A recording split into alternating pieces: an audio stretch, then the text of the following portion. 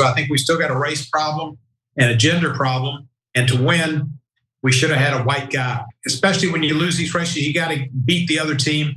And a lot of it's race and a lot of it is gender. Men compete against women in sports, but worse than that, they said that they wanted to allow and pay for sex change operations of people who are in prison. John Podesta's a smart guy, and Pagala's a smart guy, and the people who ran the campaign are smart. And they do know their politics. We keep talking about how the Democrats failed, and you're saying that these are smart folks. I don't see it. I don't see it at all. I see people who lost to Donald Trump twice. I don't think that's smart. I need to stop watching MSNBC, which, Kornacki's going over all these numbers. It's depressing. Yeah. Well, I agree that you have to stop watching MSNBC. Democratic Congressman Steve Cohen joined us for a conversation during our election coverage on election night. And we wanted to revisit the conversation to show just how dedicated Democratic lawmakers such as Cohen how dedicated they are to identitarianism and basically anything other than the issues that matter to the Democratic voters. That conversation, Cenk, blew me away. I was off doing another interview, so I didn't catch it live. But I want to show you how much he thinks that Democrats don't need to change a damn thing. Let's watch. I know Democrats, they won't change a thing. They won't change a thing. So no, we won't. We won't. Yeah. What? Yeah. What's amazing? So there was a lot of things that were so interesting in that interview. I'm so glad we did it because it gives you a sense of what the mindset in Washington is and what I call the Washington mind virus. Now, I'm not blaming Steve Cohen for it. He's actually been a pretty good congressman and won 10 times in a row in a majority black district. Knows how to do politics well, etc. And is an honest guy, like to a fault, very honest.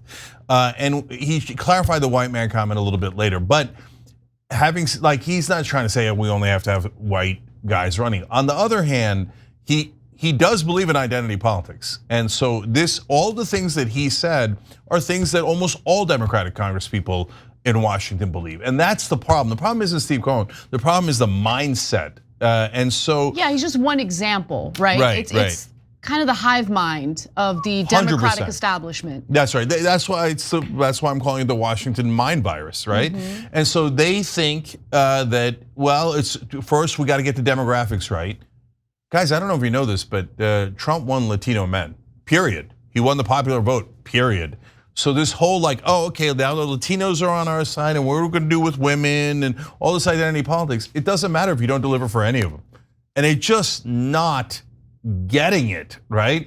And the idea that these guys who do one gigantic failure after another, no matter how many times they fail, Democrats in Washington are like super smart guys, we got to listen to them.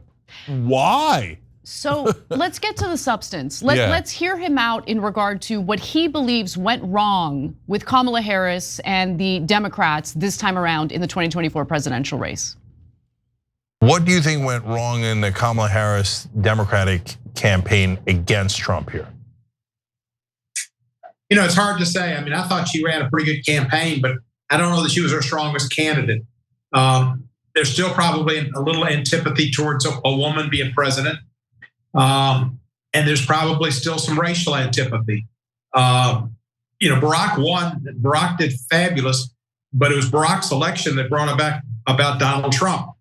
And there were a lot of people that didn't like it and never did like it and didn't want to see it happen. And they didn't want to see another African-American be president. So I think we still got a race problem and a gender problem. And to win, we should have had a white guy. I mean, people are going to be mad, but that's the facts. The demographics worked against us, I think, because Kamala ran a good campaign and she's smart and she's experienced. It didn't make enough of a difference. Well, I think it's worth discussing the fact that Donald Trump actually managed to increase his support among various groups of people, including black males and also Latino voters, Arab voters. Now, let's get to the details on that. NBC News found Latino men were breaking for Trump by a 10-point margin. Their exit polling found Trump secured 54% of the male Latino vote support in comparison to Harris's 44%. 4 years ago, Latino men backed Biden over Trump, 59% to 36%. Now, Trump's appeal to Latino men is largely economic. Okay, largely economic. And look, it's not just based on this one excerpt from this one piece. They've been saying it over and over and over again in poll after poll after poll. Economy, number one priority, economy, number one priority. It must be racism, it must be sexism. And no, they're telling you. No matter how many times they tell pollsters, online focus groups, whatever it might be, hey, it's the economy, stupid. They turn around and go, so you really want to protect undocumented immigrants? They're like, no, I don't know how much clearer do I need to be. Look, here's the problem with not just Democrats, but people that are in Washington. They view people in buckets, and they think everybody in the bucket does the same thing. Is a monolith. Yeah, but that's not how it works in the real world. You know what Latinos are? Human beings. It's like everybody else. They have different opinions, etc. And you got to deliver for them like you would anybody. And delivering doesn't mean just on Latino issues. It means on human issues. Now, I hear the arguments already from the Democratic loyalists who say, well, I mean, the economy has improved under Joe Biden. And they'll note the unemployment rate, which is true. There's a low unemployment rate. They'll note the GDP. But guys, I want to be clear about something. And this is a point that I made during the Trump administration, when the Trump administration was, boastful about their low unemployment rates. Okay, but what are the quality of those jobs? Are these well-paying jobs with benefits? Are these full-time jobs, or are these temporary jobs, part-time jobs? Do Americans need to cobble together several jobs just to make ends meet? That's a real question that I don't really see the Democratic Party delving into, probably because there are some inconvenient truths there that they don't want to have to contend with. The other issue is, I don't care about the GDP. Ordinary Americans, average Americans, don't care about the GDP. The GDP is not a metric that you should be boastful about when you're trying to make a case to ordinary Americans in regard to how the economy is doing. Now, if you want to mention that as one throwaway metric, that's fine. But when it comes to ordinary people, day to day, what percentage of them are living paycheck to paycheck? Yeah. What percentage of them are not gainfully employed? What percentage of them, are in an insane amount of debt? Consumer debt is at record levels right now. These are issues that the Democratic Party has failed to address, and instead they have decided to really lean into the identitarianism, which is unpopular, mostly because it divides Americans based on either their race or their gender or their sexual identity.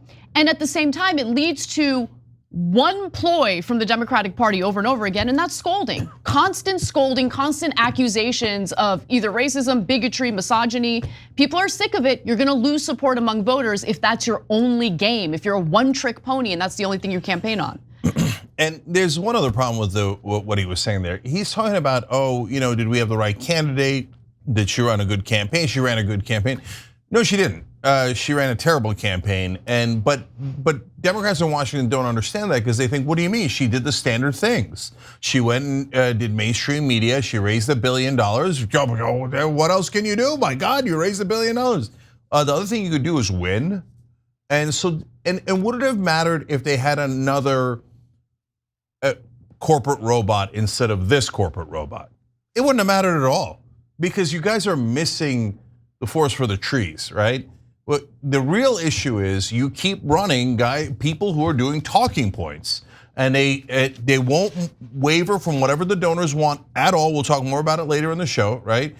Tons of ballot measures that passed that were Democratic policies, but you don't run on those policies because the donors don't want those policies. I wouldn't even, Cenk, don't make the mistake of saying Democratic policies anymore, okay? They're economic populist policies that the mainstream Democratic Party has completely abandoned and instead has focused on the identitarianism. Yeah, and I'll explain why a little bit later. But in this case, I think he's fundamentally wrong. I think almost all the Democrats in Washington think exactly like him, which is, well, if we had a different robot with different talking points and appeal to different demographics, then we would have won. No, No, you're going an establishment route. That is a dead end. You have to turn around and go towards populism and actually delivering for your voters. But that's the thing they just can't even comprehend, like, at this point. Now, and then they wonder why they lost. Now, I want to be clear. I don't think that this ideology or mentality is representative of the whole of the Democratic Party. But after the election results, after the election results last night, I saw a few people on social media say some pretty disgusting things about Latinos, especially Latino men, because they have decided to basically support Donald Trump. And they keep stating it has to do with economic reasons. But remember, women were supposed to be the ones to save Kamala Harris. She actually managed to lose support among women. More women voted for Joe Biden than they did for Kamala Harris overall. Also, she lost support among Latino women as well. Harris had a 25-point advantage with Latina women, down from Biden's 29-point lead. 39-point lead in 2020.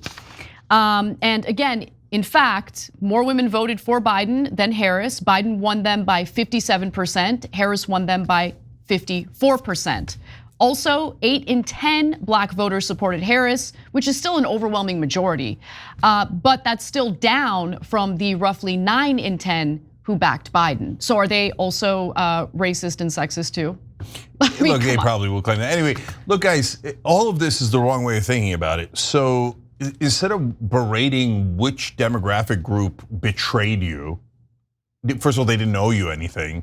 You owed them something. You should be worried about, hey, how do I deliver for them? But secondly, this whole idea of Biden versus Harris is wrong. It was, at the time, Biden was providing a change from Donald Trump and the debacle that we were in during COVID. And now Kamala Harris was stuck as the incumbent party and Donald Trump was promising change. So that dynamic is so much more important than Biden versus Harris, or how did Latina women versus African-American men react to the candidates. They're not reacting to the candidates, they're reacting to the times and the economic conditions that they're in. 100%.